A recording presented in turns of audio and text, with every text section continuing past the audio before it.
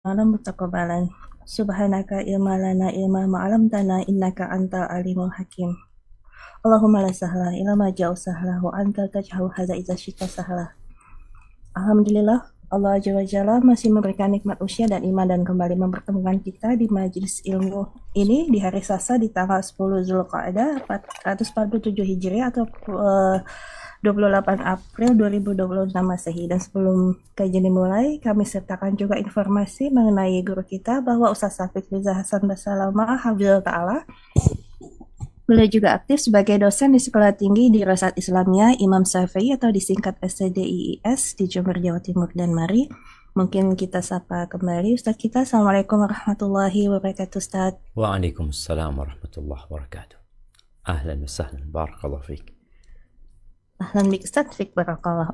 Kajian rutin muslimah ini merupakan tahun antara Gelorong Faradisa dan juga Keruba Muslimah Muskat, dan bersama juga dengan jamaah kajian muslimah Muskat, kajian Ex Oman Bintaro, Rumah Sakit AR Bunda Lubuk Linggau, dan juga Perkumpulan Muslimah Rotul Jana Sentul. Dan seperti biasa kami tim Keruba Muslimah mengucapkan ahlan wa sahlan wa marhaban bikuna kepada jamaah Zoom yang sudah maupun yang baru bergabung. Insya Allah syarah kitab Riyadhus Shalihin kali ini insya Allah kita masuk ke pembahasan masih mengenai fadilah atau keutamaan amal di bab 190 yaitu keutamaan menunggu salat. Dan juga kita akan meneruskan hadis ke 1061 dan juga kita akan simak kelanjutan pembahasan hadis-hadis lain pada bab ini dan juga mungkin pada bab berikutnya insya Allah. Dan insya Allah Ta'ala materi seperti biasa disampaikan oleh guru kita Ustaz Syafiq Riza Hasan Basalamah Hafizahullah Ta'ala yang disiarkan dari studio Lorong Faradisa di Jember, Jawa Timur. Tak lupa kami ucapkan terima kasih selain kepada Ustaz keluarga dan juga kepada keluarga besar tim kru Lorong Faradisa yang sudah membantu pelaksananya kajian pada hari ini. Mungkin di situ ada Pak Zugas Bayu Indra dan juga Pak Billy Henry dan juga tim kru lainnya yang tidak bisa kami sebutkan satu persatu. Hafizahullah Ta'ala yang telah bekerja di balik layar. Jazakumullah wa barakatuh. Dan sebagai tata tertib, Ukti Uut minta tolong untuk dibantu dibacakan. Tafadhali Ukti Uut. Jazakillah khair Ukhti Tias. Sebelum kita memulai kajian ini, untuk menjaga agar kajian ini berlangsung secara tertib dan lancar, izinkan Anda menyimak membacakan protokol kajian online Guroba Muslimah sebagai berikut. Yang pertama, kajian ini adalah kajian khusus Muslimah. Bagi ikhwan dapat mengikuti live streaming melalui media sosial kami, yaitu di channel YouTube Guroba Muskat, Facebook Guroba Muslimah dan Guroba Muskat, serta internet radio Guroba Muskat Radio, serta relay dari beberapa media sunnah lainnya. Yang kedua, menggunakan nama sebenarnya sehingga mudah untuk dikenali. Yang ketiga, mematikan fitur video dan mute mic audio saat join dan saat kajian berlangsung. Menggunakan jilbab dan menutup aurat untuk mengantisipasi jika terjadi kesalahan teknis penggunaan Zoom. Mendengarkan kajian dan berusaha untuk mencatat. Sesi tanya jawab akan diadakan pada akhir kajian. Diharapkan pertanyaan disesuaikan dengan tema hari ini. Bagi jamaah Zoom, mohon pertanyaan dituliskan terlebih dahulu di kolom chat untuk nanti bisa kami bacakan atau bisa ditanyakan langsung kepada Ustadz. Mohon untuk menjaga adab dalam bertanya terhadap Ustadz dan juga menjaga marwah sesama muslim jika pertanyaan menyangkut pribadi tertentu. Yang terakhir, menghargai sesama dalam mengikuti kajian, meluruskannya dan berharap mendapat keridhaan Allah Subhanahu wa Ta'ala sehingga ilmu ini menjadi barokah dan bermanfaat bagi kita semua di dunia dan di akhirat kelak. Amin Allahumma amin. Dan demikian maklumat dari kami. Silakan Ukhti Tias. Jazakallahu khairan untuk membantu membacakan kepada jamaah. Kembali juga kami ucapkan jazakumullah khair wa barakallahu fikuna, dan mari langsung saja kita sama-sama menyimak fawaid yang akan disampaikan oleh guru kita Ustaz Syafiq Riza Hasan Basalamah Hafizahullah Ta'ala kepada Ustaz. Fadhil maskur Ustaz. Alhamdulillahi Rabbil Alamin. Segala puji bagi Allah Jalla Jalaluh, Tuhan semesta alam. Dialah yang mencipta, dialah yang berkuasa, dialah yang menghidupkan dan matikan. Dialah Allah yang maha pengasih, maha penyayang. Dialah yang mengampuni dosa-dosa, menghapuskan kesalahan, memaafkan segala kekeliruan. Semoga Allah Azza wa Jalla membimbing kita untuk meniti jalan kebenaran, memberikan kekuatan, memberikan semangat dan taufik dalam meraih ridhanya. Wa bihi nasta'inu ala umurid dunya wad din. dan hanya kepadanya kita meminta pertolongan dalam menghadapi urusan-urusan dunia dan urusan-urusan agama.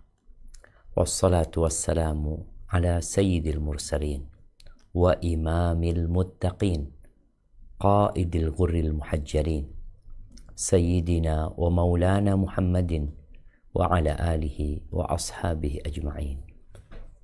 Amma ba'd. Jamaah rahimakumullah.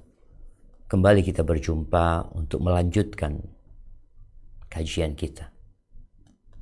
Menuntut ilmu, mengharap ridha Allah SWT.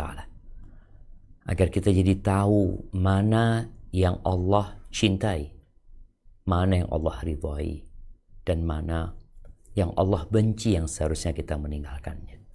Kita sampai ke bab yang berkaitan dengan fadail dalam kitabul fadail, bab fadl intidhari salah, bab keutamaan menunggu salat, keutamaan menunggu salat. Artinya tatkala seorang melakukan ibadah di masjid bagi kaum laki-laki, kemudian dia menunggu salat selanjutnya, atau dia datang di awal waktu, belum adzan dia sudah datang. Dia menanti sampai adzan dikumandangkan, sampai kemudian ditegakkan salat yang dia tunggu. Atau dia datang ke masjid untuk kajian, kemudian dia menunggu waktu sholat. Dia akan mendapatkan keutamaan yang sangat agung sekali. Kenapa? Yang pertama, kita tahu semua bahwasanya masjid adalah baitullah wa annal masajida lillah, dan tempat yang paling dicintai Allah Azza wa Jalla di muka bumi ini adalah masajiduha. Jadi Allah memberikan keutamaan yang khusus dan spesial buat mereka yang memakmurkan rumah Allah Subhanahu wa taala dan menjadikan tempat itu menjadi tempat dia berdiam-diam. Apalagi kalau dia meniatkan untuk iktikaf di sana, sehingga dia akan mendapatkan keutamaan yang lebih lagi. Ada beberapa hadis yang disebutkan dalam bab ini yang semoga tatkala kita membaca dan mengetahuinya, kita jadi termotivasi untuk mengamalkan. Bagaimana dengan kaum wanita? Wallahu a'lam bissawab. Karena kaum wanita ini tidak diperintahkan untuk berjamaah di masjid, dan sholat dia di rumahnya sendirian itu lebih baik daripada sholat dia di masjid berjamaah. Kita sudah membahas tentang kisah seorang wanita di masa Nabi alaihi salatu wassalam, yang dia mengatakan kepada Rasulullah SAW, kalau nggak salah Ummu Humaid, ya, inni uhibbu an usalliya ma'aka. Dia mengatakan, aku nih cinta sekali untuk sholat bersamamu. Kata Rasul sallallahu alaihi wasallam, qad alimtu dzalika, aku tahu engkau suka untuk sholat berjamaah di masjid ya bersama Nabi Muhammad SAW. Walakin, kata Nabi SAW, sholatmu di rumahmu lebih baik, dan sholatmu di kamarmu lebih baik daripada sholatmu di rumahmu. Semakin perempuan itu sholatnya di tempat yang tersembunyi, yang tidak terlihat, hanya dia bersama Allah Azza wa Jalla di sana, maka semakin utama. Akhirnya Ummu Humaid ini mencari tempat yang khusus di rumahnya. Disitulah dia kemudian sholat selalu. Dan semoga ketika wanita sholat di musola yang dia buat di rumahnya, kemudian dia menunggu waktu sholat selanjutnya, dia sholat maghrib, menanti masuknya waktu sholat isya, semoga dia tetap mendapatkan fadilah menunggu sholat. Apa keutamaannya? Kita akan baca. Tafadhalina.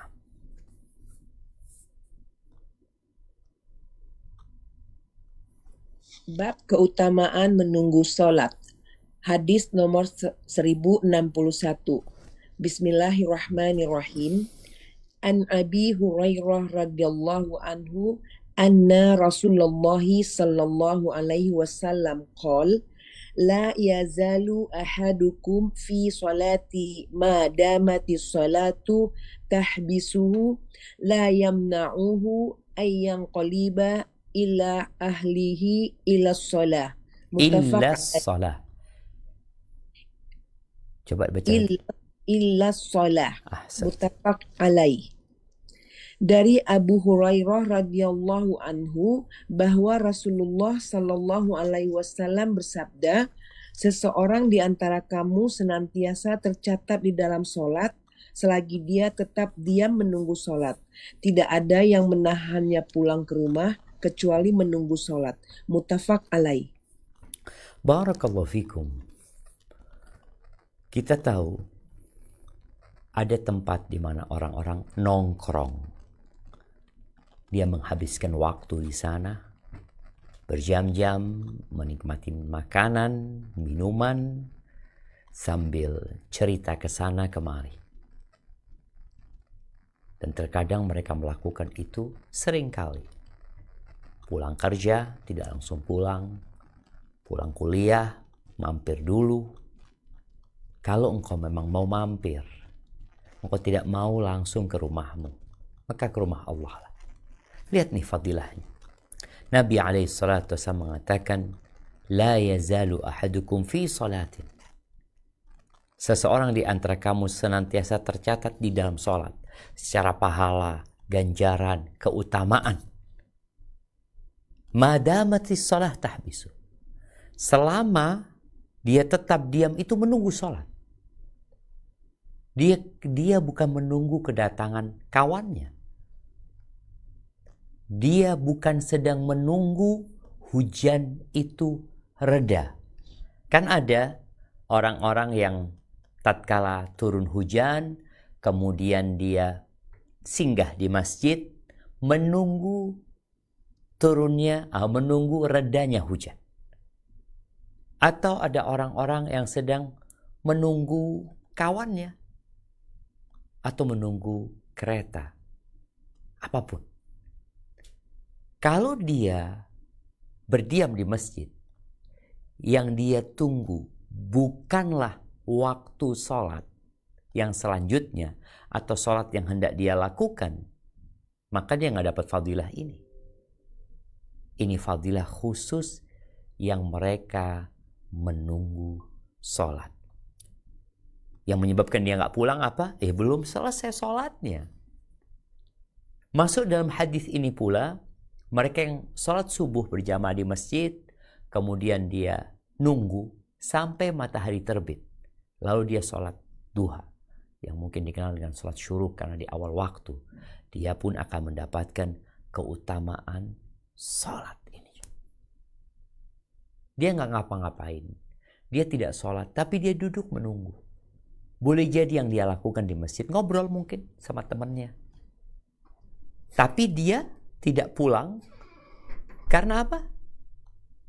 Karena menunggu sholat selanjutnya. Manfaatkan waktu kita untuk meraih pahala sebanyak-banyak.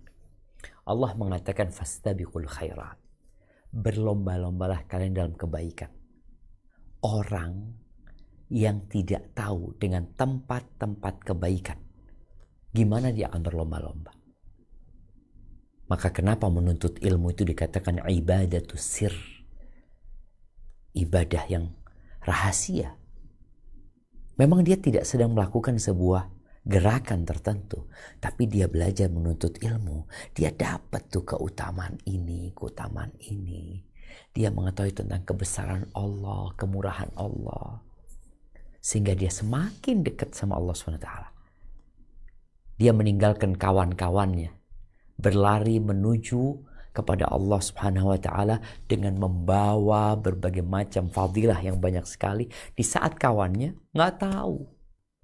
Maka sebarkan fadilah ini agar orang-orang tahu bahwasanya menuntut ilmu adalah sebuah keutamaan, agar kau tidak kehilangan banyak keutamaan. Baik, kita lanjutkan di hadis selanjutnya.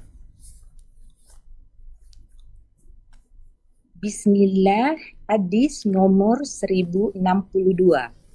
Wa anhu anna Rasulullah sallallahu alaihi wasallam qala al malaikatu tusalli ala ahadikum ma dama fi musallahul ladzi shalla fi ma lam yuhdis. Taqul Allahumma gfir lahu Allahumma arhamhu. Rawahu Bukhari. Dari Abu Hurairah radhiyallahu anhu bahwa Rasulullah Shallallahu alaihi wasallam bersabda, para malaikat mendoakan rahmat dan pengampunan untuk seseorang di antara kamu selagi ia tetap di tempat ia mengerjakan sholat dan dia belum berhadas. Malaikat itu mengucapkan, Allahumma gfir lahu, Allahumma arhamhu. Wahai Allah, ampunilah dia. Wahai Allah, rahmatilah dia. Hadis riwayat Al-Bukhari. Barakallahu fikum. Sebenarnya hadis ini tidak terpisah dengan hadis yang sebelumnya. Di sini ada keterangan tambahan. Apa sih keutamaan dia?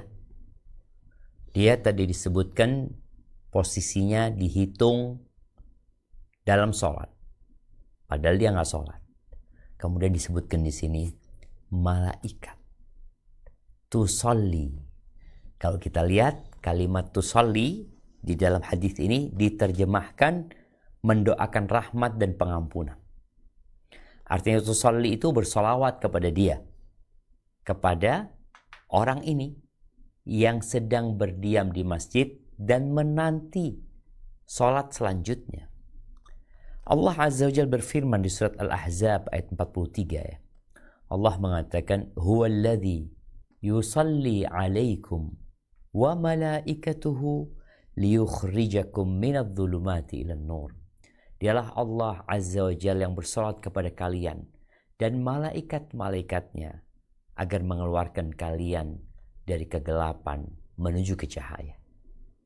Dan makna salawat yang diberikan malaikat ditafsirkan oleh Nabi alaihi salatu wassalam bahwasanya para malaikat mengatakan dua, Allahumma gfir lahu warhamhu. Ya Allah, ampuni orang ini. Ya Allah, rahmati dia. Bayangin ya, malaikat mendoakan kita. Kita nggak ngapa-ngapain, cuma nunggu. Boleh jadi kita nunggu baca WA. Kalau nunggu dia sambil berzikir, sambil beristighfar, sambil baca Quran, maka itu fadilah di atas fadilah. Tapi kalau dia menunggu saja, selama dia syaratnya lam yuhdith hadatsan. Lam yuhdith. Selama dia tidak berhadas. Makna lam yuhdith di sini ada dua. Makna yang pertama adalah hadas selama dia masih dalam kondisi suci. Yang kedua, tidak melakukan sebuah dosa. Manapun maknanya. Apabila dia menunggu di masjid dalam kondisi baik dan tidak batal wudunya. Selama dia menunggu. Kalau 15 menit dia menunggu, maka 15 menit itu malaikat mendoakan dia.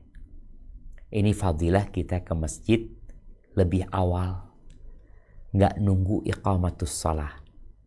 Kalau kita nunggu iqamatus shalah, kita nggak dapat fadilah ini.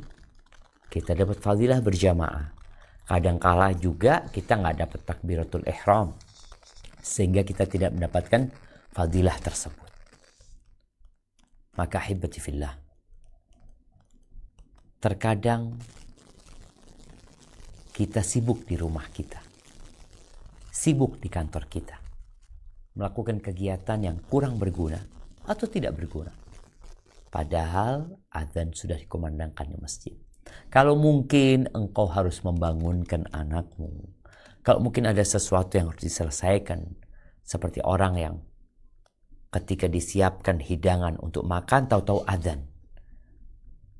Maka mungkin bagi dia ada alasan untuk menyantap makanan itu, menyelesaikannya. Walaupun dia akan kehilangan fadilah. Karena itu akan membuat dia lebih khusyuk nantinya tatkala dia sholat. Kalau dia berangkat sholat, meninggalkan makanannya, dikhawatirkan dia pun tidak khusyuk sholatnya.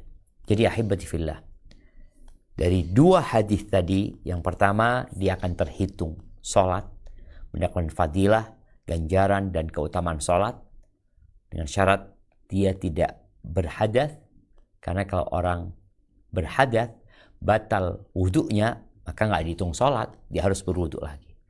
Kemudian para malaikat Allah Azza wa Jalla akan terus mendoakan dia, bersolat kepada dia, mengatakan, Allahumma gfir lahu warhamhu.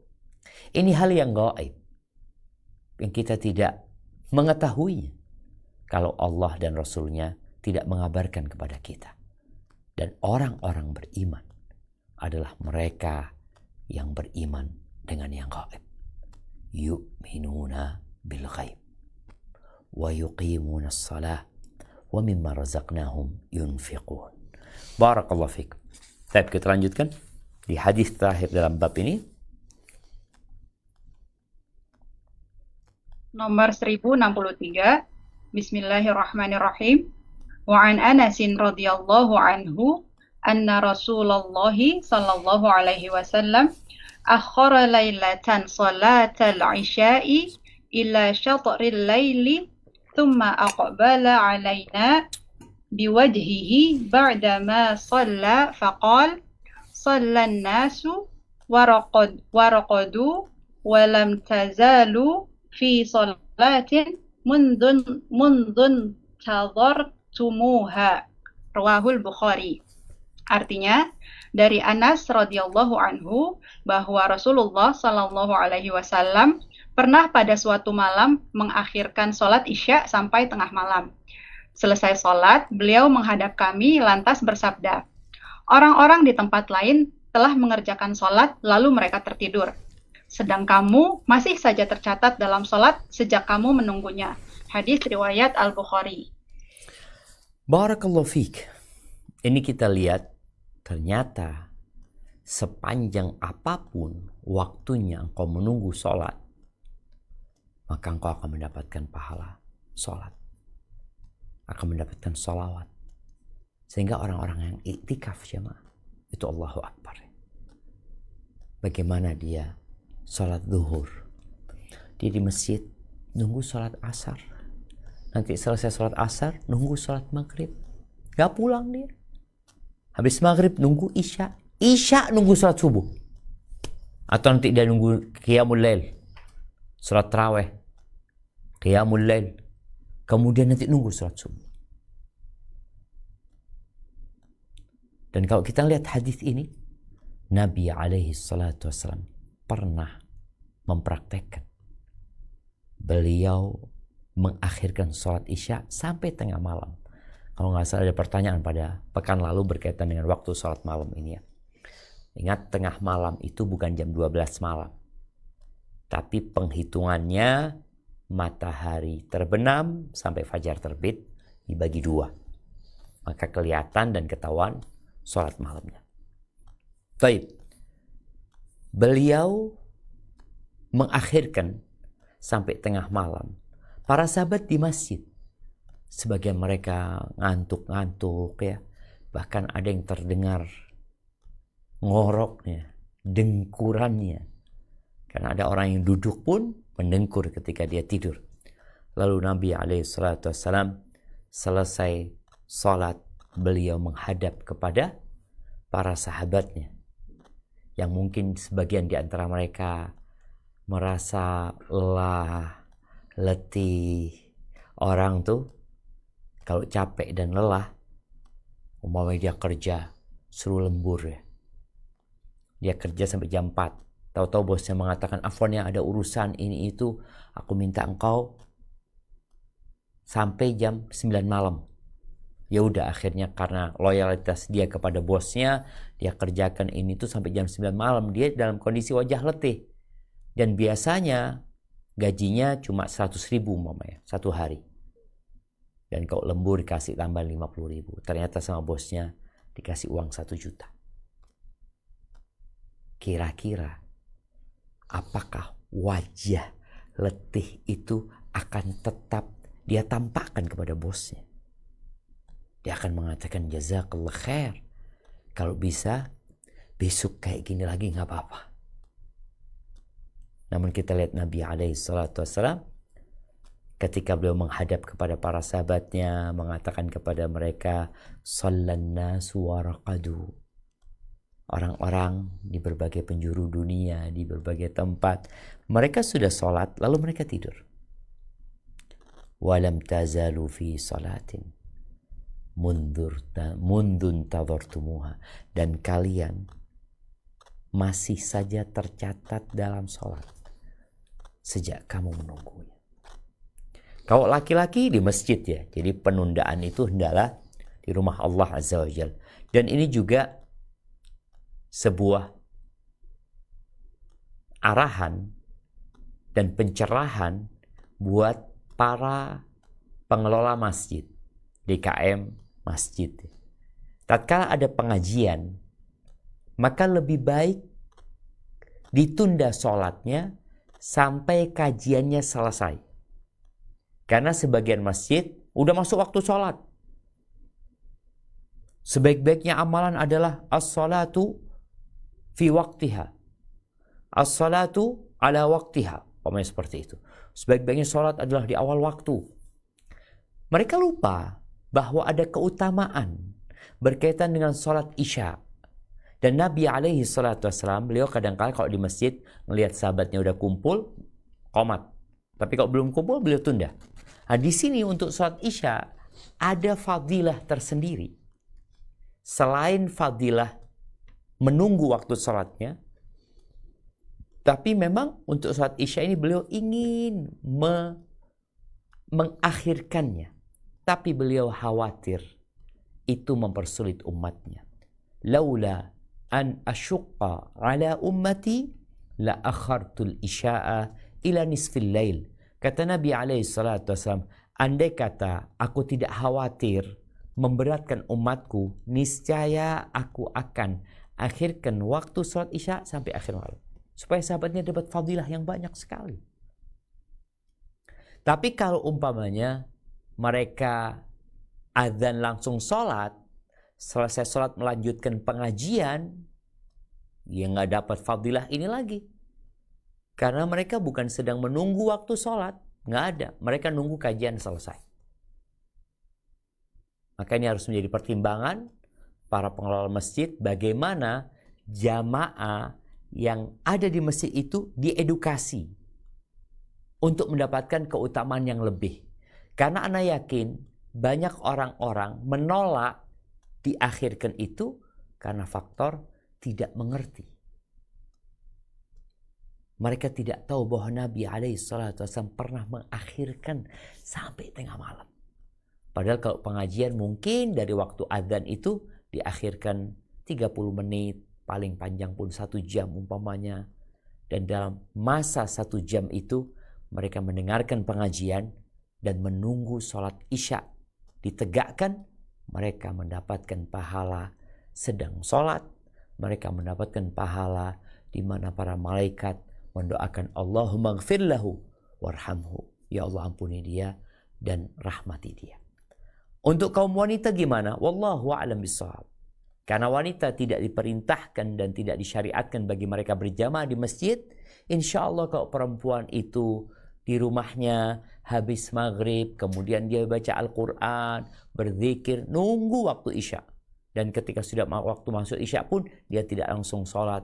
Dia masih melakukan kegiatan-kegiatan yang bermanfaat lainnya, lalu dia baru sholat. Semoga dia mendapatkan fadilah doa dari malaikat Allah SWT. Barakallahu fiik. Baik, dengan ini kita menyelesaikan bab yang baru saja kita baca, dan kita akan masuk ke bab baru, yaitu bab keutamaan sholat berjamaah. Nah, silahkan dibaca. Bismillah, hadis nomor 1064. An Abdillah ibni Umar radhiyallahu anhuma anna Rasulullah sallallahu alaihi wasallam qala salatul jama'ati afdalu min salatil fardhi bi 27 darajah muttafaqun alaih. Dari Abdullah bin Umar radhiyallahu anhuma, sesungguhnya Rasulullah sallallahu alaihi wasallam bersabda, salat berjamaah itu lebih utama 27 derajat daripada salat sendirian.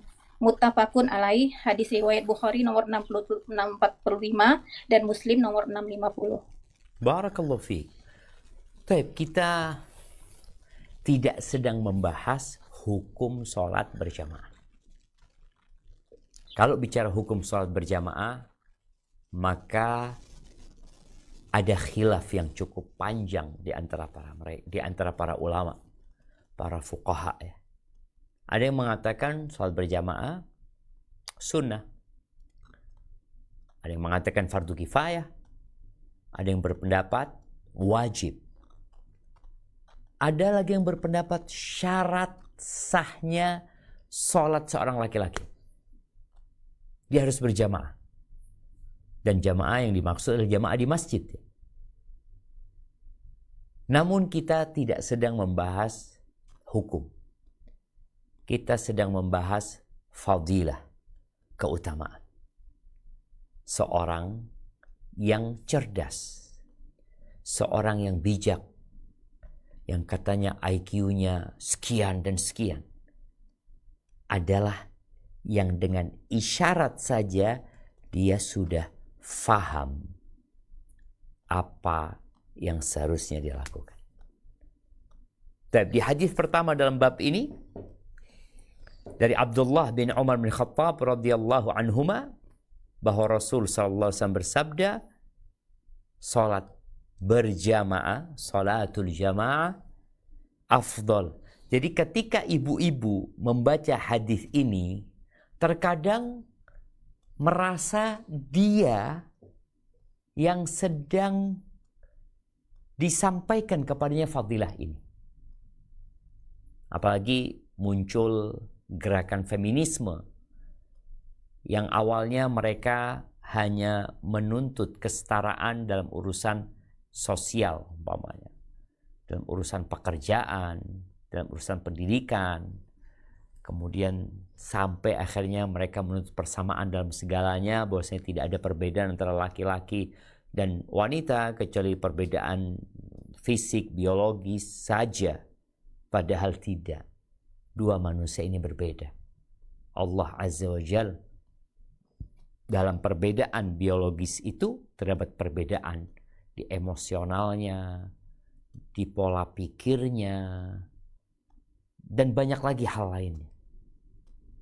Sehingga hukum yang ditetapkan Allah Subhanahu wa taala untuk para wanita berbeda dengan kaum laki-laki, bukan dalam rangka mendiskreditkan para wanita, menindas para wanita,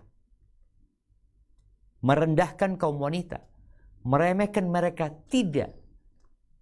Tapi semua perbedaan di beberapa hukum itu dalam rangka memuliakan, mengagungkan, menyayangi, menghormati, memaklumi kaum Hawa ini. Jangan sampai mereka diberi beban lebih. Karena kaum feminisme mungkin tujuan mereka di awalnya mengangkat penindasan dari kaum wanita agar mereka tidak dizalimin. Tapi ternyata akhir ceritanya kaum wanita yang jadi korban feminisme. Yang seharusnya mereka mendapatkan nafkah dari suami, diratukan suami, ternyata akhirnya dia dipekerjakan oleh suami. Dipekerjakan. Awalnya menuntut kebebasan. Bukan kebebasan yang didapat, belenggu yang dia dapatkan. Dia harus kerja cari duit, dia harus mikir. Pada saat dia datang bulan, pada saat dia nifas, pada saat dia hamil, kemudian nanti pulang di rumah, pulang ke rumahnya, di rumah pun dia harus melakukan tugas-tugas dia yang tidak bisa dilakukan oleh kaum laki-laki. Dan dia merasa, aku mendapatkan kebebasanku. Islam sudah membebaskan para wanita dari belenggu-belenggu jahiliyah. Kembali kepada hadis ini. Jadi hadis ini untuk kaum laki-laki. Wanita, engkau sholat sendiri lebih baik. Bukan sama. Oh, kalau wanita sholat di masjid berarti setara dengan laki-laki. La. Sholatmu di rumah lebih baik daripada sholatmu di masjid. Kalaupun di masjid engkau mendapatkan fadilah langkah kakimu, kau mau mendapatkan fadilah tadi 27. Engkau di rumah sendirian lebih baik dari. Mana yang kau pilih? Ya, kaum wanita terkadang melihat suaminya ke masjid, ya Allah enak banget engkau ya, dapat keutamaan ini itu, aku enggak, padahal dia dapat lebih dari itu. Dan bukan berarti wanita dilarang ke masjid. Boleh ke masjid. Bahkan Nabi SAW dalam rangka memberikan hak-hak kaum Hawa ini, beliau mengatakan kepada para laki-laki, kepada para orang tua, para suami, la tamna'u ima Allahi masajidallah. Jangan kalian larang hamba-hamba wanita Allah untuk datang ke rumah-rumah Allah. Wa buyutuhunna khairun lahunna. Dan kata Nabi SAW, dan rumah-rumah mereka lebih baik, lebih utama daripada mereka sholat di masjid. Tapi kalau mau ke masjid nggak apa-apa. Kadang-kala dia jenuh di rumah.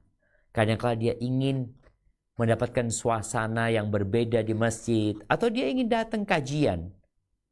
Maka jangan dilarang. Dan suami yang melarang istrinya ke masjid, maka dia telah melanggar aturan Rasulullah SAW.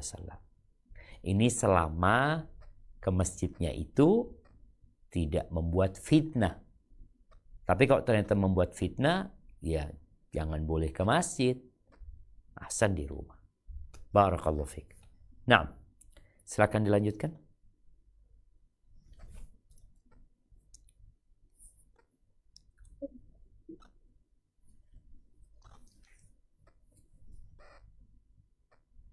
Wa an Abi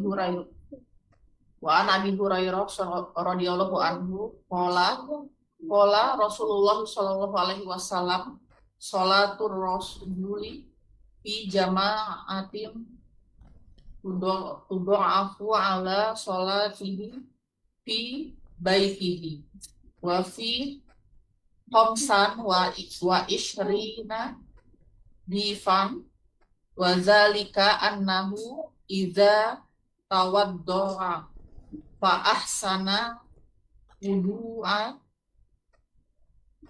thumma kharaja ilal masjid la yuhriduhu illa sholatu lam yahdu qudwatan illa rafi'at lahu fiha darajatun wa huttat anhu biha khati'atun fa iza dolala sholalam tazalil malaikatu usolli alaihi ma dama fi musalla malam yuhdis taqul Allahumma sholli alaihi Allahumma rahamhu wa la yazal fi sholatin man tazara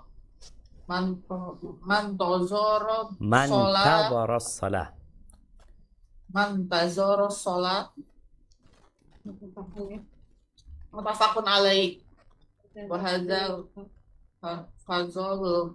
lafzul Bukhari wa hadza lafzul Bukhari.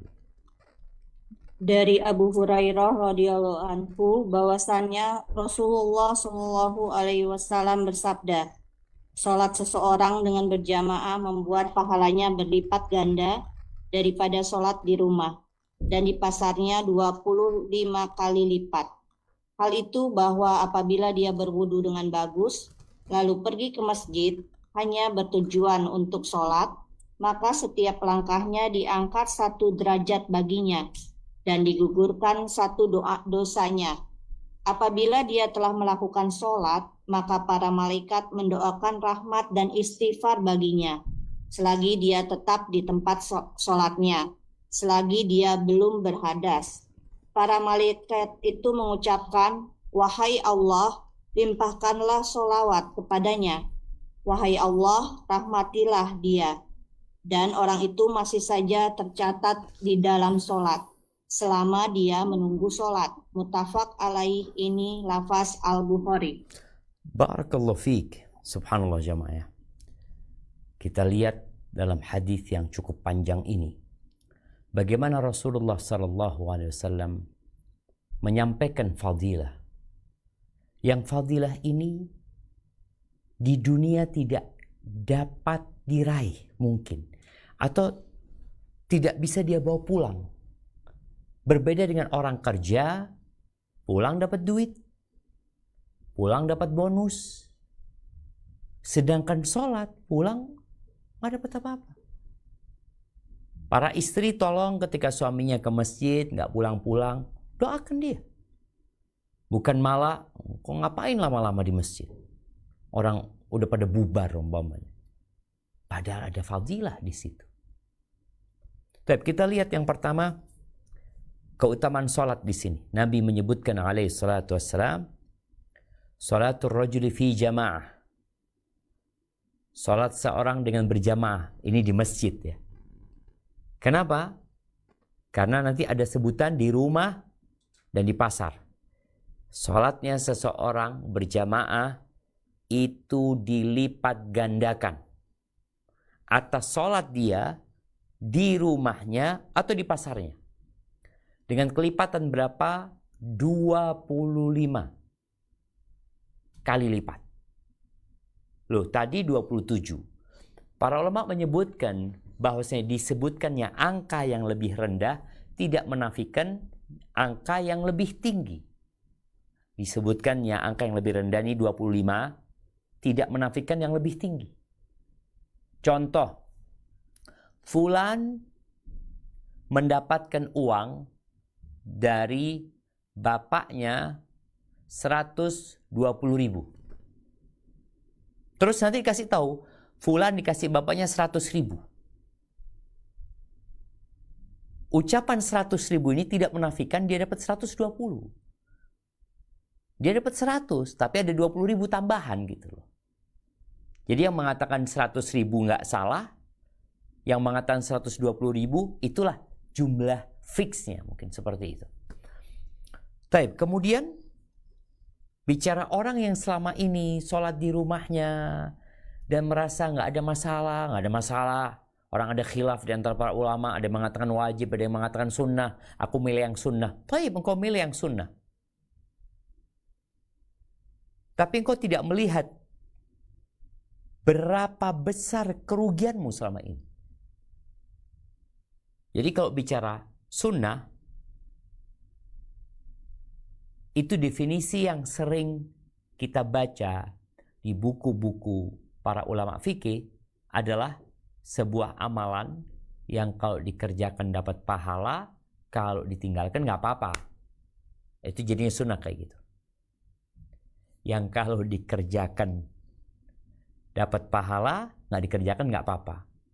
Tapi sebenarnya definisi yang lebih mendalam, sunnah itu adalah perbuatan yang kalau dikerjakan dapat pahala, yang kalau tidak dikerjakan rugi dia.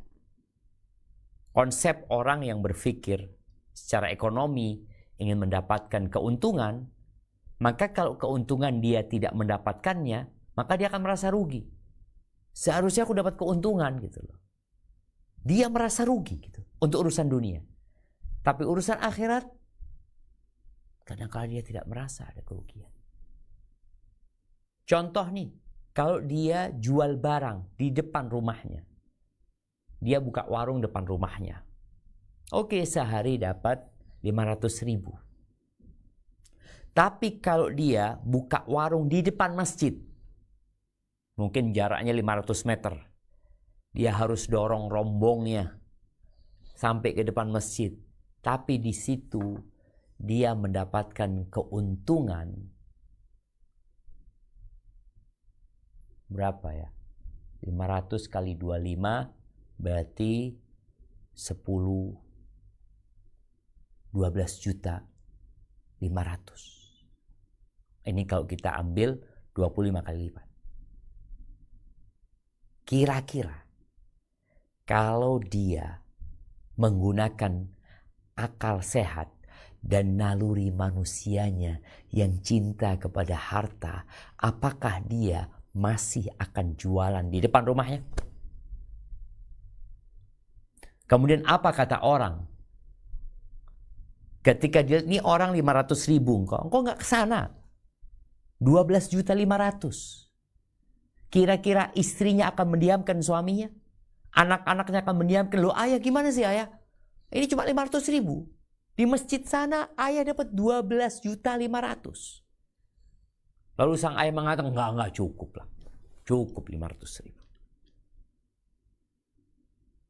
Dan kalau dikali 5, bayangin. Subuh, dia cuma dapat 1. Orang lain dapat 25. Dia 1. 500.000. Zuhur sama. Asar sama. Maghrib sama. Isya sama. Kemudian dikali 30 hari. Dikali 1 tahun. Berapa besar kerugian dia?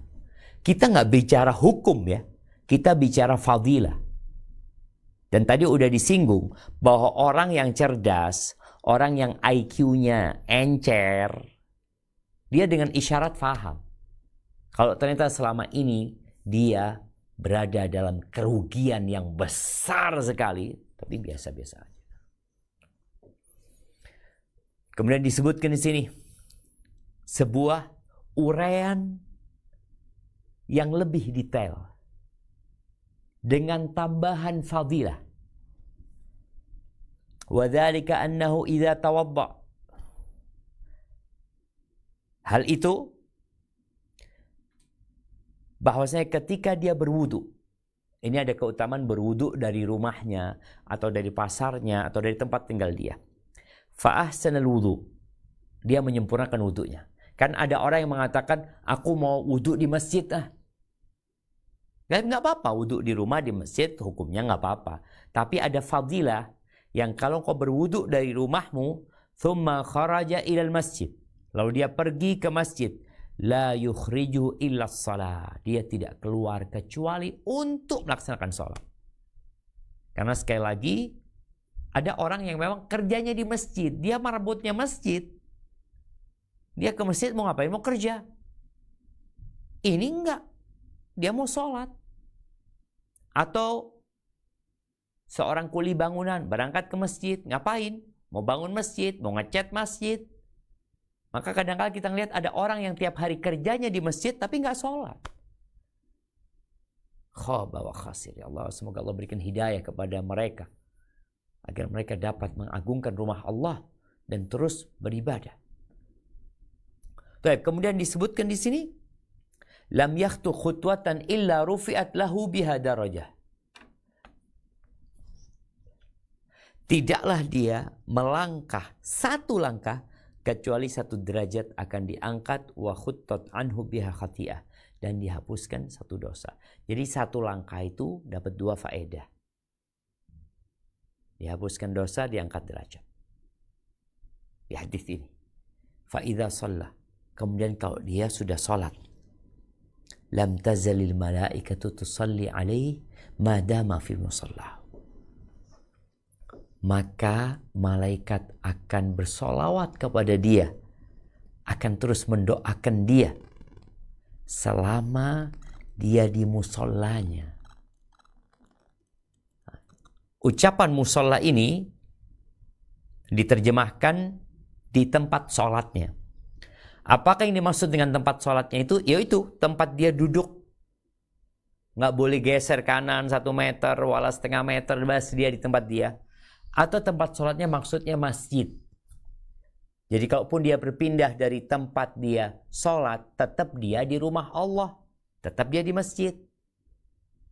Kadang-kadang kita melihat selesai sholat, orang-orang bubar, nih orang berangkat ambil Quran, cari tiang, cari sandaran, kemudian dia baca di sana. Apakah dia tidak mendapatkan fadilah ini? Tetap dia mendapatkan fadilah ini. Jadi yang dimaksud dengan musallahu adalah tempat dia sholat, ya masjid itu. Bukan tempat yang spesifik, tempat dia sholat berjamaah. Ini menurut pendapat yang lebih kuat. Malam yuhdith, ini syarat tetap berlaku. Dia berangkat bersuci, dia nunggu dalam kondisi sholat. Dia terhitung, tetap sholat ya. Taqulu Allahumma salli alaih, Allahumma arhamhu. Malaikat berdoa mengatakan, Allahumma salli alaih. Kalau di hadis yang sebelumnya dikatakan Allahumma ghfir lahu warhamhu. Di sini Allahumma salli alaih. Ya Allah, limpahkanlah selawatmu kepadanya. Warhamhu, dan kasihilah dia. Rahmati dia ya Allah. Dan dia tetap terhitung sholat selama dia menunggu sholat. Barakallahu fiik. Baik, kita lanjutkan.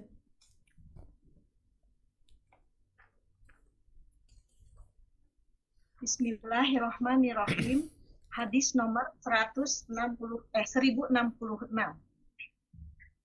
Wa anhu qol atan nabiyya sallallahu alaihi wasallam rajulun a'ma. Faqal ya Rasulullah laisali o idui yakuduni ilal masjid. Fasa'ala Rasulullah sallallahu alaihi wasallam ayyurahhisalahu fayusalli fi baiti farakhasalahu falamma walla da'ahu faqala lah hal tasma'un nida'a bis-shalah qal na'am qal fa'ajib. Rawahu Muslim. Dari Abu Hurairah radhiyallahu anhu berkata, pernah seorang laki-laki buta datang kepada Nabi Shallallahu alaihi wasallam berkata, wahai Rasulullah, saya tidak mempunyai seseorang untuk menuntun ke masjid mengerjakan sholat berjamaah. Lalu orang ini memohon keringanan untuk mengerjakan sholat di rumah. Pada mulanya beliau memberinya keringanan. Setelah pergi tidak begitu jauh, beliau memanggilnya lagi, lalu bertanya, apa kamu mendengar panggilan sholat? Jawab orang itu, ya. Beliau bersabda, kalau begitu, penuhilah panggilan itu. Hadis riwayat Muslim. Barakallahu fikum. Hadis ini dijadikan dalil oleh para ulama yang mengatakan sholat berjamaah ke masjid atau di masjid adalah wajib. Di mana datang seorang laki-laki yang buta. Sebentar lagi di hadis 1067 ada kisah Abdullah ibn Ummi Maktum. Dia juga buta. Sebagian ulama menyebutkan dua hadis ini adalah dengan dua orang yang berbeda. Yang pertama, pokoknya ada orang. Dia buta, kemudian dia datang kepada Nabi SAW. Sepertinya dia merasa harus ke masjid. Sehingga pertanyaan ini muncul. Hanya saja dia orang yang punya keterbatasan. Ini orang buta. Di saat banyak orang-orang yang dapat melihat, tidak menggubris panggilan Allah Subhanahu wa taala. Dia mengatakan, ya Rasulullah, laisa li qa'id yaquduni ilal masjid. Aku tidak mempunyai seorang untuk menuntun ke masjid mengerjakan sholat berjamaah. Nabi tahu dia buta. Kalau dia punya orang yang mengantar dia ke masjid, berarti dia bisa melihat. Karena yang ngantar ini melihat. Dan kita tahu pada masa itu, jalanan kota Madinah Tidak seperti sekarang. Jalanannya banyak batu, banyak debu, boleh jadi ada kotoran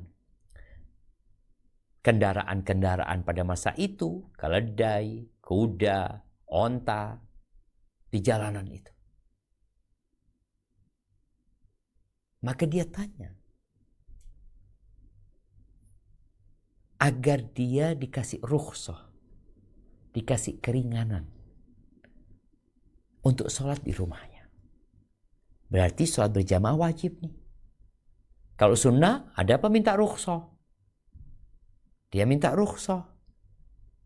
Nabi SAW memberikan rukhsah kepada orang ini, memberikan dispensasi kepada orang ini untuk tidak sholat berjamaah di masjid. Falamma walla da'ahu. Ketika orang ini telah berpaling, dipanggil lagi sama Nabi SAW. Lalu Nabi bertanya satu pertanyaan. Hal tasma'un nida'a bis-shalah? Apakah engkau mendengar panggilan untuk sholat? Jadi yang dimaksud dengan panggilan ini adalah panggilan sholat yang tanpa ada alat untuk memperbesar suara itu dan tanpa ada gangguan suara-suara seperti sekarang ini. Dulu nggak ada suara motor, nggak ada suara mobil, nggak ada suara mesin, nggak ada suara apa-apa. Jadi ketika Bilal naik ke atas punggungnya rumah warga di sekitar Masjid Nabawi mengatakan hayya 'alas shalah. Kemana suara itu sampai, maka tuh orang hendaklah ke masjid. Tapi kalau sekarang, ya suara alat pengeras suara itu bisa sampai berkilo-kilo jemaah. Apalagi di waktu yang tidak ada gangguan seperti subuh umpamanya. Maka orang yang mendengarkan suara lewat pengeras suara itu tidak termasuk yang diharuskan ke masjid. Kan kalau ada orang yang rumahnya jauh sebenarnya, apalagi daerah-daerah Jakarta umpamanya, ada orang yang rumahnya berjauhan dari masjid dan dia tidak mendengar adzan itu kalau adzan itu disampaikan, dikumandangkan tanpa alat pengeras suara. Dan bukan dalam masjid ya. Karena dulu adzannya bukan di dalam masjid. Soalnya kalau di dalam masjid suaranya nggak akan keluar. Apalagi masjid sekarang pakai AC, ya udah nggak akan dengar, tetangga masjid pun nggak dengar. Tapi kalau dia naik ke atas, maka dulu ada menara. Akhirnya mereka kalau ada di menara sebelum ada pengeras suara, supaya suaranya lebih jauh lagi. Tapi ingat tanpa pengeras suara. Ditanya sama Nabi SAW, hal tasma'un nida? Qala na'am. Dia mengatakan na'am. Berarti rumahnya nggak jauh dari masjid. Karena dia mendengar. Lalu Nabi SAW mengatakan fa'ajib. Maka jawablah. Jadi kita nggak perlu bicara tentang hukum sekarang, tapi kita melihat ini orang buta diperintahkan sama Nabi SAW untuk tetap ke masjid. Barakallahu fikum. Baik, kita lanjutkan satu hadis lagi. Atau sepertinya waktunya sudah jam 2. Mungkin hadis selanjutnya kita baca atau kita kaji pada pertemuan yang akan datang. Kita masuk ke sesi tanya jawab. Ana persilahkan. Jazakillah khair. Wajazakumullah khair Ustaz, hayakumullah Ustaz. Alhamdulillah ala zibidimati tatimu salihat. Ustaz telah memberikan nasihat fawaid tausiah, wasilah ilmu dan penjelasan dari kitab Syarah Riyadhus Shalihin kayak Imam Nawawi rahimahullah pada hari ini. Alhamdulillah.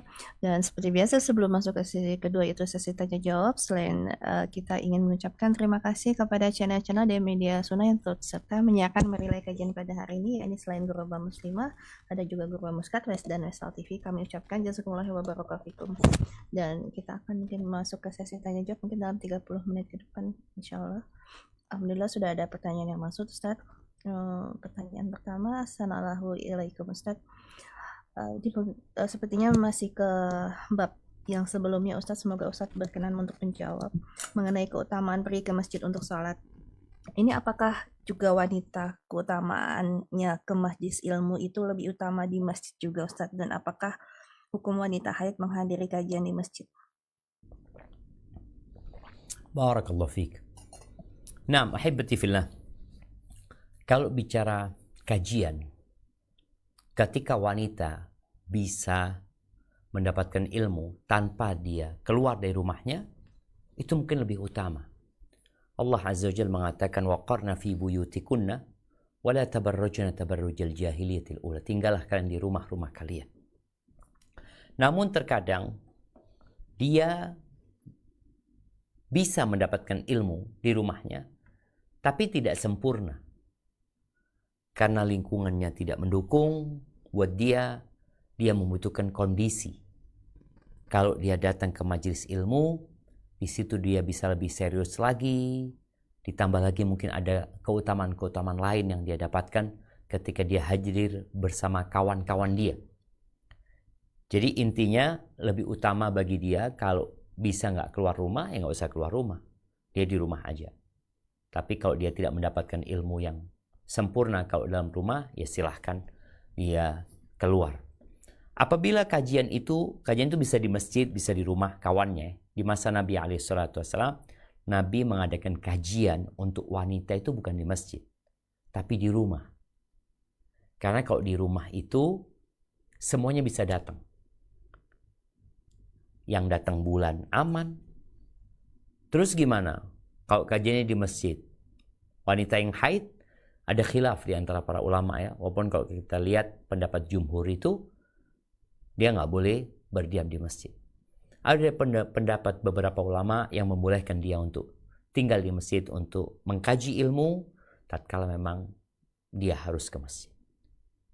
Jadi seperti itu, yang lebih utama memang kalau kajiannya di rumah itu selesai urusannya. Jadi yang datang bulan pun aman. Nggak ada khilaf di antara para ulama tentang masalah itu. Tapi kalau ke masjid ada khilaf di antara para ulama, sebagian ulama membolehkan hal itu ya. Hadza wallahu a'lam bissawab. Barakallahu fiik Ustadz. Tafadhali Ukti Wud untuk bisa membacakan pertanyaan dari jamaah. Jazakallahu khair Ukhti Tias. Assalamualaikum warahmatullahi wabarakatuh Ustaz. Waalaikumsalam warahmatullahi wabarakatuh. Ahsanallahu ilaikum. Ada dua pertanyaan Ustadz. Yang pertama, bolehkah kita belajar tahsin dan bahasa Arab dengan guru yang tidak bermanhaj salafus saleh, yang di dalamnya suka dimasukkan tausiah-tausiah Ustadz? Yang kedua, kalau untuk seorang wanita, sholat saja lebih baik di rumah. Lalu bagaimana jika kita mau belajar membaca Al-Quran di masjid untuk mencari keberkahan? Walaupun kadang setelahnya suka diadakan kumpul-kumpul Ustadz dan ada lomba-lomba juga.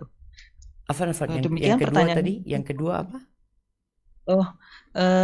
Kalau untuk seorang wanita, sholat saja lebih baik di rumah. Lalu bagaimana jika kita mau belajar membaca Al-Quran di masjid untuk mencari keberkahan?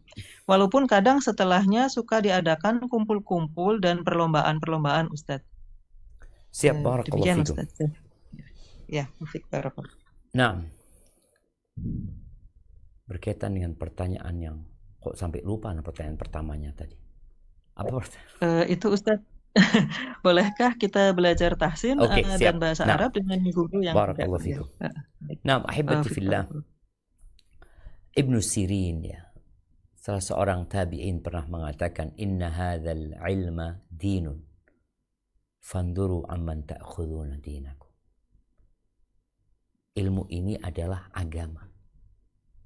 Maka perhatikan kepada siapa kalian belajar agama. Ungkapan ini disampaikan pada saat mulai muncul kelompok-kelompok, sekte-sekte yang mereka menyelisihi sunnah Nabi Muhammad SAW. Jadi apabila kita belajar agama kita ini kepada orang yang bakal menyampaikan perkara-perkara yang tidak sesuai dengan sunnah Nabi Muhammad SAW, tidak sesuai dengan apa yang diajarkan oleh Rasul SAW, maka jangan cari guru yang lain. Kalau umpamanya tidak ada guru yang lain, maka Belajarlah dengan mereka yang hanya menjalankan tugasnya, cuma ngajar ini. Ngajar tahsin doang, udah. Ngajar bahasa Arab saja, selesai cukup. Tanpa menyampaikan bab-bab yang lainnya. Ini ketika tidak ada. Sehingga kita dapat menyelamatkan agama kita. Karena kita tahu ada kelompok-kelompok Khawarij umpamanya. Ada kelompok-kelompok Syiah atau kelompok-kelompok yang lainnya yang dapat membuat kita tersesat. Ada yang mengatakan udah ambil baiknya, tinggalkan buruknya. Ini orang mau belajar, dia nggak tahu. Yang dia tahu semua yang disampaikan gurunya adalah baik. Dia nggak tahu. Kalau dia lebih ngerti dari gurunya, ya nggak usah belajar sama gurunya. Karena ungkapan ambillah baiknya, tinggalkan buruknya. Kalau dia sudah tahu mana yang baik dan buruk, nggak usah belajar dia. Ini orang nggak ngerti. Yang dia akan tahu ketika gurunya menyampaikan ini dalilnya, ini seperti itu. Maka kita harus berhati-hati ketika belajar. Maka belajarlah kepada mereka yang menyampaikan qala Allah, qala Rasul sesuai dengan pemahaman sahabat Nabi dan generasi tabi'in dan tabi'ut tabi'in yang mereka adalah generasi terbaik umat ini. Adapun pertanyaan kedua, kalau bicara dia mau belajar di masjid, belajar tahsin umpamanya, untuk cari berkah. Sebenarnya keberkahan lebih banyak di rumah daripada di masjid buat kaum wanita. Ini sekali lagi bukan dalam rangka mendiskreditkan para wanita, tidak, memuliakan mereka. Kaum feminisme kan ingin wanita keluar, bukan cuma masjid, kemana saja dia pergi. Maka buat perempuan ini yang bertanya tadi, kalau dia bisa kajiannya di rumah, ahlan wa. Kalau nggak bisa ya fadhol ke masjid. Artinya kita juga menghormatin guru. Masa gurunya suruh ke rumah, kalau bisa engkau menuju ke tempat gurunya. Dan dipilih masjid umpamanya karena bebas semua orang bisa datang ke sana. Walaupun tadi berkaitan dengan yang sedang datang bulan, ada perselisihan di antara para ulama. Ketika dia datang ke sana, ya dia belajar. Kalaupun tadi ada nongkrong, ada ngobrol macam-macam ini dan itu, ya selesaikan dia belajar lalu pulang. Kan niatnya dia mendapatkan ilmu, memperbaiki bacaannya. Kalaupun tadi ada lomba-lomba yang diikutin, kalau kau mau ikut ya tafadhol, yang penting niatnya benar dan baik. Tapi kalau ternyata ada fase di mana terkadang kalau sudah kumpul bersama mereka ngerumpi, ngomong sana, ngomong sini, maka lebih baik engkau selesai belajar pulang ke rumahmu. Itu akan lebih berkah untuk dirimu. Hadza wallahu a'lam bissawab. Nah. Barakallahu fiik, Ustaz. Tafadholi jika dari Bintaro ada pertanyaan bisa mengajukan bertanya kepada Ustaz Sunnah. Bismillahirrahmanirrahim. Assalamualaikum warahmatullahi wabarakatuh, Ustaz. Waalaikumsalam warahmatullahi wabarakatuh. Assalamualaikum, Ustaz. Sehubungan dengan bila rumah kita dekat dengan masjid, lalu kita mendengar sekali azan dan iqomahnya. Lalu sehubungan dengan salah satu saat mustajabnya berdoa adalah antara azan dan iqomah. Apakah di rumah kita itu kalau kita perempuan itu dapat keutamaan itu juga, Ustaz? Barakallahu fiik. Naam. Rahmatullahi wasi'ah. Rahmat Allah itu luas. Jadi apabila seorang wanita mendengarkan azan, kemudian dia nunggu waktu sholat dia ambil wudu, kemudian dia mungkin sholat qobliyah, lalu dia nggak langsung sholat, sebelum dia melaksanakan sholat, dia berdoa memohon kepada Allah SWT, semoga waktu itu waktu yang mustajab untuk diri. Kalaupun menghitungnya berapa menit Ustaz, wallahu alam, apakah dihitung dengan masjid yang terdekat sama kita, ketika mereka iqamatus shalah, selesai sudah, mereka sholat. Apakah dihitung sama itu? Wallahu alam. Boleh jadi dihitung sama itu, boleh jadi dihitung dengan sholatnya perempuan ini. Artinya dia habis adzan, kemudian dia berdoa, memohon kepada Allah SWT sambil nunggu dia menegakkan waktu sholatnya. Semoga Allah kabulkan doanya. Hadza wallahu a'lam bissawab. Nah. Barakallahu fiik Ustaz. Tafadhol dari Santul, jika ada pertanyaan bisa diajukan kepada Ustaz Zuna. Sentuh. Assalamualaikum warahmatullahi wabarakatuh. Waalaikumsalam warahmatullahi wabarakatuh. Hayakallah Ustadz. Allah yuhayyiki, barakallahu fikum. Fik barakallah. Ustadz, Ana mau nanya, rumah Ana itu azan tidak terdengar ke rumah. Kemudian sebagai gantinya kami mendengarkan azan dari radio, dalam hal ini Radio Roja, karena kami tinggal di Bogor. Nah, pertanyaan Ana, apakah jika kami yang di rumah itu berdoa setelah azan di radio, itu mendapatkan keutamaan berdoa sesudah azan? Itu yang pertanyaan pertama, Ustadz.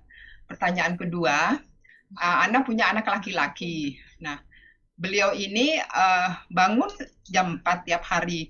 Namun karena masuk sekolahnya itu maksimal 6:30 sudah masuk, terkadang pada pagi-pagi itu anak-anak ini tidak bisa sholat ke masjid. Salah satunya selalu sakit perut tiap pagi, Ustadz. Jadi alasannya memang Ana lihat beliau memang ke kamar mandi gitu, Ustadz. Nah itu walaupun Ana usahakan ketika beliau tidak sekolah itu tetap sholat di masjid, namun dengan syarat bahwa beliau tidak sakit perut gitu, Ustaz. Itu gimana ya Ustaz ya? Itu aja pertanyaan Ana, Ustaz. Jazakallahu khair. Barakallahu. Barakallahu fiik. Subhanallah jamaah. Tadi kita sampaikan bahwasanya ternyata di rumahnya tidak mendengar azan. Ini menunjukkan rumahnya jauh dari masjid, begitu Ibu? Jarak sih mungkin sekitar 500 sampai 1 kilo, Ustaz, tapi tidak terdengar, tidak menjangkau rumah anak, Ustaz. Itu. Masya Allah. Siap. Ada 2 pertanyaan tadi. Yang pertama berkaitan dengan menjawab azan. Azan yang disyariatkan dijawab itu apabila azan itu ada manusia yang memanggilnya. Bukan azan radio, bukan azan HP. Kalau tadi roja itu ternyata azannya bukan rekaman, tapi azan di Masjid Al-Barkah yang kemudian disebarkan, maka kita jawab. Karena itu azan ada manusianya yang menyampaikan azan itu. Ada yang mengajak mengatakan hayya 'alas shalah. Karena di beberapa masjid itu Anda lihat azannya itu rekaman. Padahal yang azan sudah meninggal dunia tapi tetap suaranya diperdengarkan. Dia mengajak untuk sholat. Maka kalau yang seperti itu kita tidak disyariatkan untuk menjawabnya. Karena muadzinnya itu nggak ada. Kalau ada muadzinnya maka kita menjawab. Yang kedua berkaitan dengan anak tadi ya. Wallahu a'lam ya. Apakah jarak 1 kilometer itu mendengar suara azan? Kalau ini pakai mic saja nggak dengar. Boleh jadi memang pengeras suaranya itu terkadang hanya 2, ke timur dan ke barat, sehingga utara selatan sayup-sayup dengarnya, jauh dikit mereka nggak akan mendengar. Apabila ternyata memang secara ukuran azan yang tanpa pengeras suara mereka tidak mendengar, maka nggak harus ke masjid. Dia tidak harus ke masjid. Tapi kalau tadi nggak, insya Allah dengar azan Ustaz. Tapi anaknya mungkin ada beberapa alasan yang menyebabkan dia nggak bisa ke masjid, maka nggak ada masalah. Bismillah, cuma dimotivasi anaknya. Usahakan ketika dia nggak ada masalah, dia berangkat ke masjid. Apalagi sekarang dengan kemudahannya alat transportasi ini, orang bisa ke masjid dengan mudah. Hadza wallahu a'lam bissawab. Nah. Barakallahu fiik Ustaz. Alhamdulillah banyak sekali pertanyaan yang masuk Ustaz. Mungkin sekarang untuk kesempatan dari Muskat atau dari Muskat bisa menyampaikan pertanyaannya secara singkat pada Ustaz Zuna. Assalamualaikum warahmatullahi wabarakatuh. Ustaz, Waalaikumsalam. mohon izin bertanya. kalau untuk wanita, untuk sholat di rumah, ketika di rumah itu ada bukan dia sendiri tapi ada anak-anaknya yang perempuan, kemudian ada asisten rumah tangga, apakah tetap lebih utama untuk sholat berjamaah perempuan-perempuan ini di rumah atau sholat masing-masing di kamar masing-masing begitu? Jazakallahu khair Ustaz. Barakallahu fiik. Ya, tadi sudah disebutkan bahwasanya kaum wanita ini tidak disyariatkan berjamaah, tidak diperintahkan mereka untuk berjamaah. Tapi kalau dia mau berjamaah silahkan. Boleh jadi ada keutamaan lain yang sedang dicari. Contoh, mau ngajarin anak-anak tepat waktu sholatnya. Soalnya kalau mereka sholat sendiri di kamar, Ustaz, nggak tahu sholatnya khusyuk apa enggak, kadang-kala cepat-cepat sholatnya. Sehingga di rumah kita menyatukan semua, tuh pembantu, ART, sholat berjamaah. Pokoknya sholat berjamaah dalam rangka mendidik dan ngajarin mereka agar mereka juga tepat waktu. Semoga di situ ada keutamaan yang tersendiri daripada mereka sholatnya sendiri-sendiri, tapi boleh jadi ditunda sholat mereka, kemudian cepat-cepat. Dan ini para orang tua hendaklah pandai-pandai, khususnya ibu ya, pandai-pandai mendidik anak-anaknya untuk mengerjakan sholat dan tepat waktu. Jadi kalau bicara secara hukum asalnya, ya nggak berjamaah sebenarnya. Jadi boleh jadi gantian sholatnya.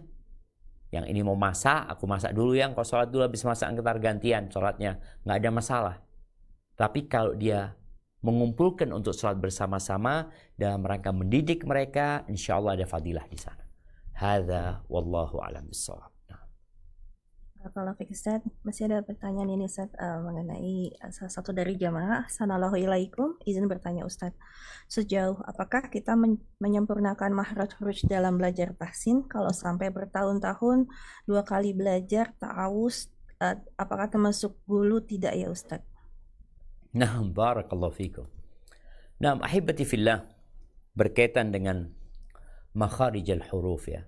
Kita tahu ada orang-orang yang dengan mudah dia mengeluarkan huruf-huruf itu.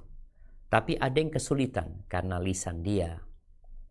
Apabila dia sudah membaca dengan bacaan yang tidak merubah arti dari bacaan dia, maka insya Allah cukup. Namun ada beberapa ustadz, mungkin beberapa guru yang para ulama pun memberikan teguran karena mereka terlalu berlebihan. Sampai ada yang membaca a'udzubillahi minasyaitonirrajim, belajar itu sampai sepekan. Kemudian sepekan kemudian membaca Al-Fatihah, atau sampai 1 bulan belum benar-benar Fatihahnya. Apabila bacaannya itu sudah sahih tapi belum sempurna, udah cukup. Yang penting tidak merubah makna. Jadi seperti itu. Mungkin ada yang mau jadi guru tahsin, beda lagi. Kalau dia kebutuhannya untuk diri dia sendiri, maka bagaimana dia membaca dengan bacaan yang benar walaupun tidak sempurna. Yang penting tidak sampai merubah makna yang dia baca. Seperti itu. Wallahu a'lam bishawab. Sudah ada yang ngerasain, mungkin silakan dulu untuk Ukti Ayah. Tafadholi Ukti Ayah, bisa bertanya langsung kepada Ustadz. Ukti Ayah. Iya. Assalamualaikum Ustadz. Waalaikumsalam warahmatullahi wabarakatuh. Maaf sebelumnya Ustadz, saya saat ini domisili di New Zealand. Masya Allah. Sebelumnya Ustadz, saya waktu hijrah itu awalnya sebelumnya saya domisili di Australia Ustadz.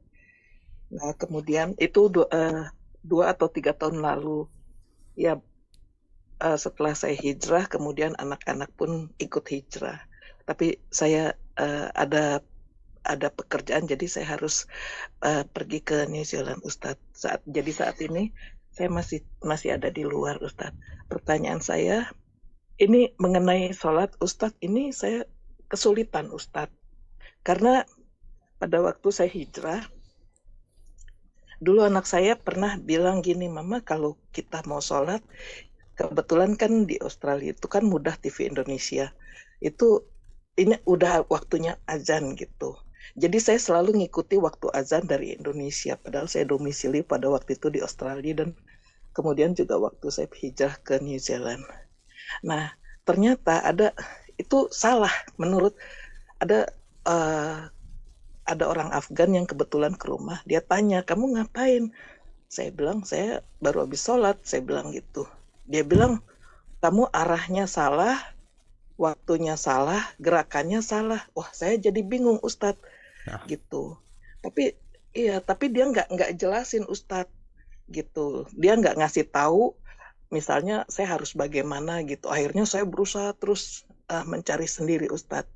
Gitu. Komunitas di New Zealand ini lebih sedikit daripada di Australia, Ustadz. Jadi komunikasi pun agak kesulitan saya.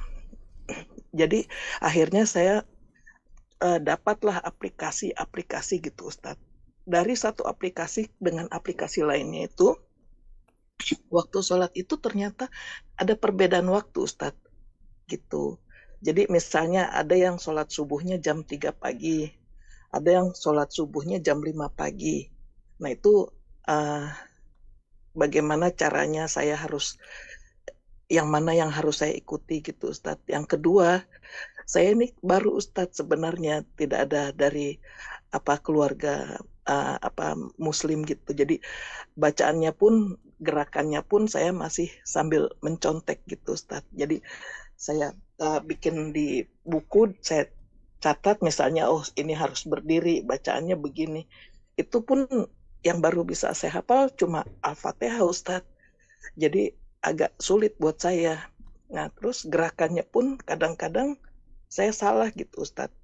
Dan mengenai perbedaan waktu, Ustadz, yang dari aplikasi ini.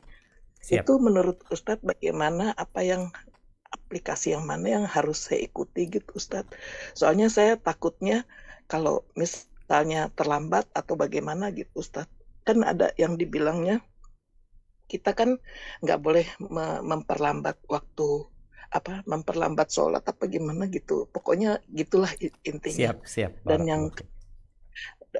Dan yang kedua, kenapa ini, maaf Ustadz, komunitas kita ini kayaknya takut-takut untuk ngajarin Ustadz gitu.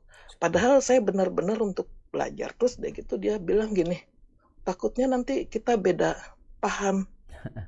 Saya bilang, paham apa? Saya nggak ngerti beneran, Ustadz. Jadi saya sama sekali pingin bisa sholat, tapi ya jangan sampai saya juga ikut bingung gitu, Ustadz, dengan yang saya sendiri.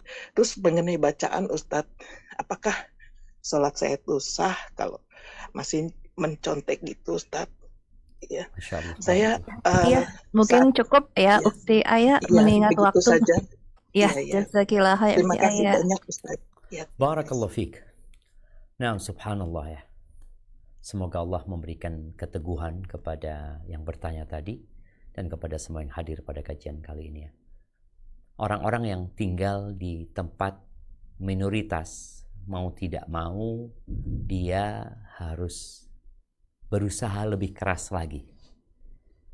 Kalau tadi bicara arah kiblat, kemudian bicara gerakan sholat, bicara waktu sholat, mau tidak mau dia harus kerja keras lagi. Kalau bicara aplikasi, ya alhamdulillah, sekarang ada aplikasi yang membantu. Tapi tadi ternyata aplikasi juga masih membingungkan. Maka nasihat ana, waktu sholat ini alhamdulillah, Allah telah menetapkannya dengan matahari. Dan kalau bicara matahari, di mana-mana insya Allah sama. Ukuran matahari fajar terbit, ya dicari tahu jam berapa fajar itu terbit. Di tempat ibu tinggal. Karena kadangkala aplikasi ini belum mencakup wilayah sana. Umpamanya Jember dan Surabaya berbeda, padahal sama-sama Jawa Timur. Kalau kita pindah lagi Jember ke Jakarta, tambah jauh lagi jaraknya. Kalau di Indonesia saja Jember ke Padang, subhanallah, itu jarak waktu sholatnya hampir 45 menit umpamanya. Maka ibu harus benar-benar pastikan kapan fajar itu terbit.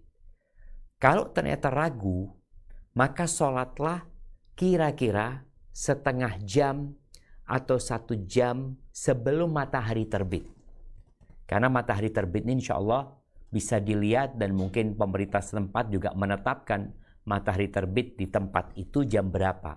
Sehingga ambil mundur kira-kira setengah jam sebelum matahari terbit, itu waktu yang aman insya Allah. Maksudnya aman, dia tidak dekat sama waktu selesainya subuh, dan juga tidak dekat dengan waktu awal subuh. Semoga itu aman di New Zealand ya. Itu mungkin yang perlu dilihat. Kalau waktu zuhur kan bisa dilihat ya. Waktu zuhur itu adalah ketika matahari tergelincir. Sehingga untuk menetapkannya mungkin mudah.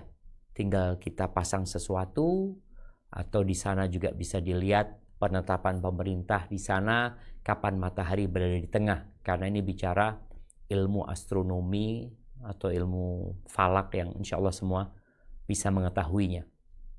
Asar itu ketika semua bayangan seperti tubuh kita.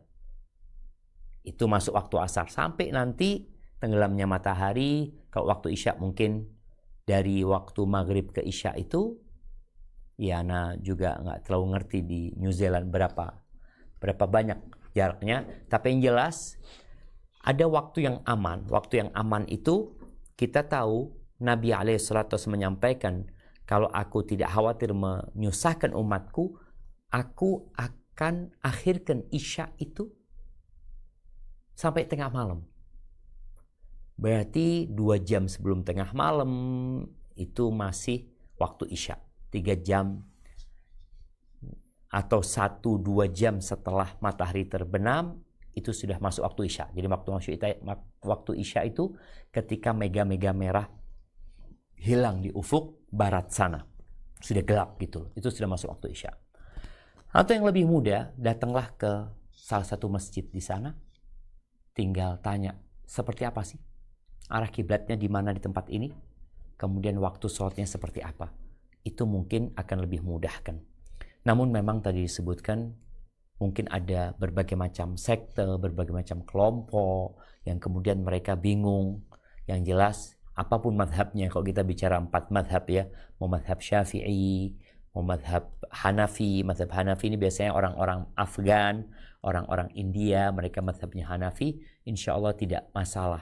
Kalau bicara gerakan sholatnya, yang penting ketika berdiri, ketika angkat tangan, kemudian meletakkan di dadanya, di bawah dadanya atau di perutnya, itu nggak ada masalah. Rukuknya pokoknya benar. Kemudian dari rukuk ke berdiri itu jangan langsung, maksudnya jangan langsung sujud, tapi ada jeda waktu. Kalau tadi dikatakan nyontek gerakannya juga nggak apa-apa. Nyontek gerakannya nggak apa-apa. Dan ketika ada kesempatan untuk ngobrol sama ustadz, sekarang online sudah bisa.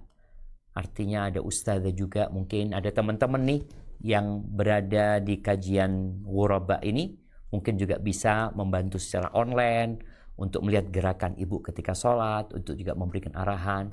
Seperti itu insya Allah. Semoga dengan cara itu ibu bisa sholat dengan sempurna. Karena memang ada orang yang sholat selama 60 tahun, kata Nabi SAW, satu pun sholatnya tidak diterima.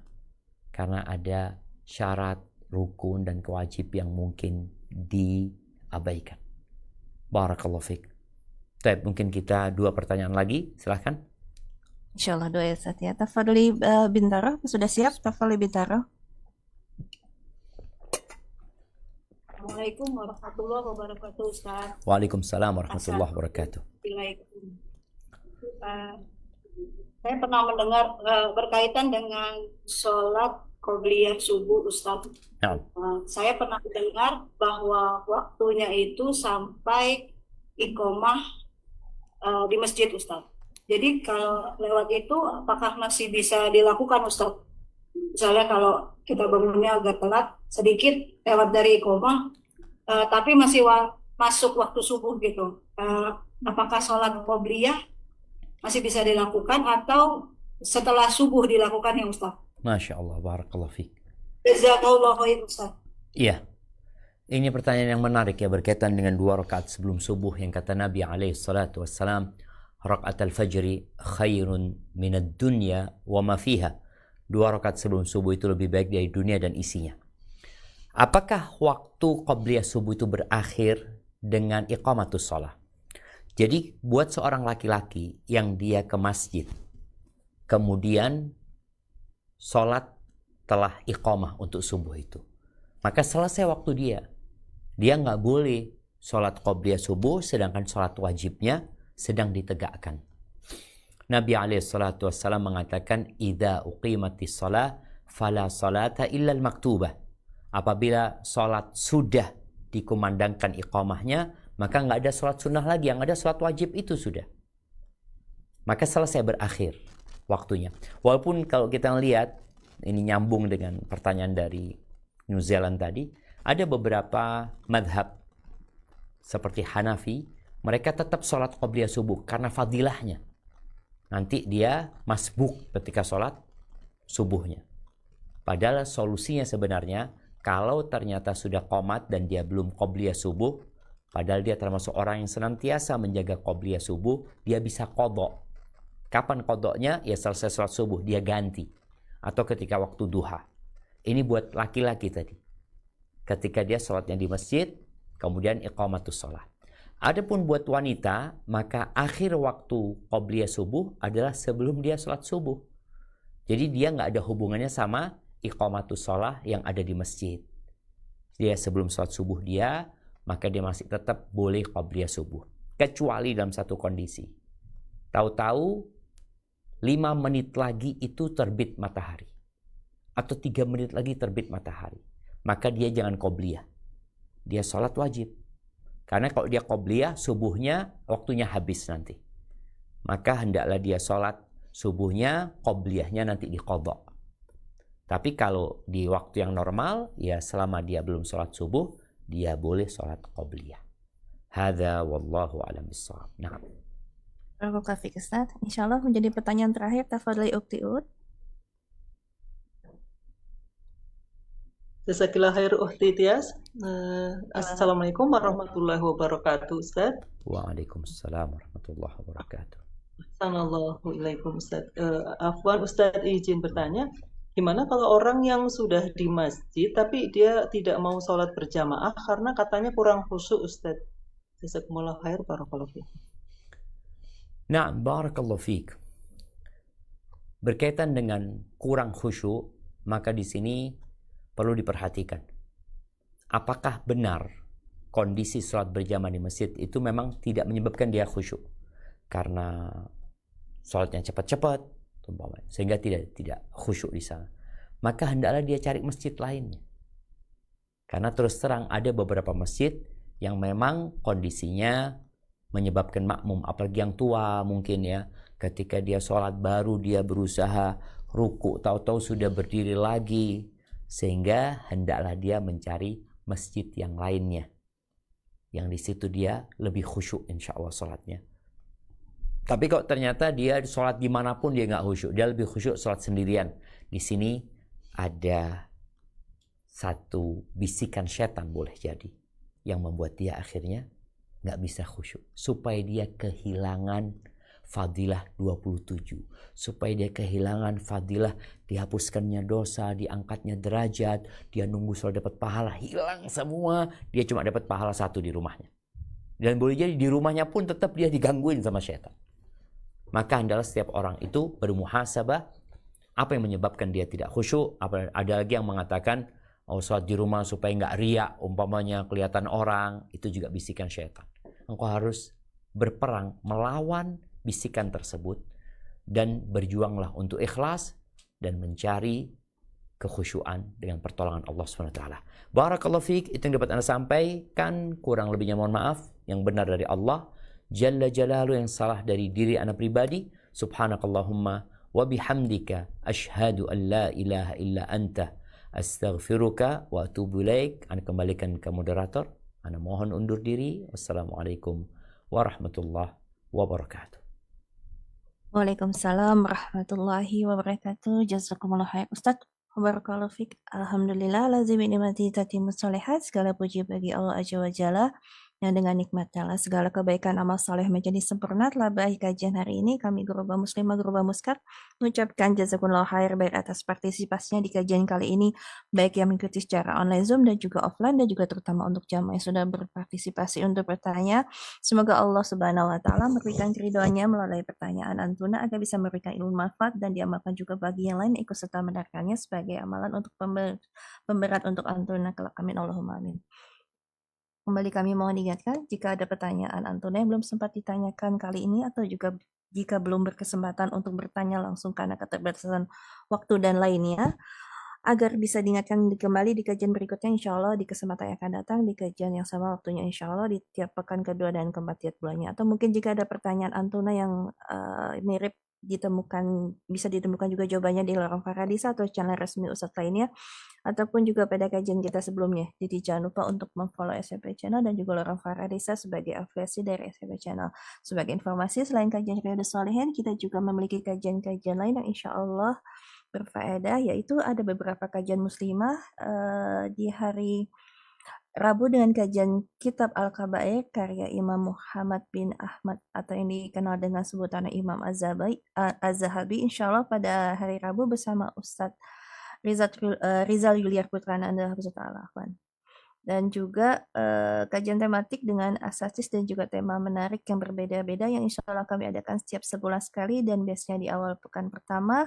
Kajian tematik kali ini bersama Ustadz Abdurrahman Dhani Hafizahullah Ta'ala untuk di bulan Mei dengan judul Relevansi Tibun Nabawi di Zaman Modern. Lalu kajian keluarga lainnya bersama Ustadz Firanda Adijah Hafizahullah Ta'ala yakni Syarah Kitab Syama'il Muhammadiyah di tiap hari Jumat pukul 13.15 Indonesia Barat. Dan juga kajian keluarga lainnya yaitu kajian 2 pekanan di hari Kamis bersama Ustadz Aminur Baiz Hafizahullah Ta'ala, insya Allah dengan pembahasan akidah. Jadi jika ada pertanyaan seputar muamalah atau fikih lainnya, atau bisa ditemukan juga pada kajian-kajian yang mungkin lebih berkesesuaian dengan tema-tema tersebut. Dan untuk informasi waktu dan detailnya bisa disimak melalui platform digital seperti YouTube, platform Guru Muskat atau Guru Muslimah Muskat, dan juga jangan lupa untuk mendaftar, mengikuti, menyukai, dan membagikan media sosial kami tersebut. Juga untuk menekan tombol ingat agar terupdate dengan kajian-kajian lainnya insya Allah berfaedah. Dan sekali lagi mohon dibukakan pintu maaf atas segala kekurangan pada penyelenggaraan kajian. Jazakumullah khair wa kafikuna kif hamasa ma'asalamah ilaika insyaallah. Wassalamualaikum warahmatullahi wabarakatuh. Waalaikumsalam warahmatullahi wabarakatuh. Warahmatullahi wabarakatuh. Jazakallah khair.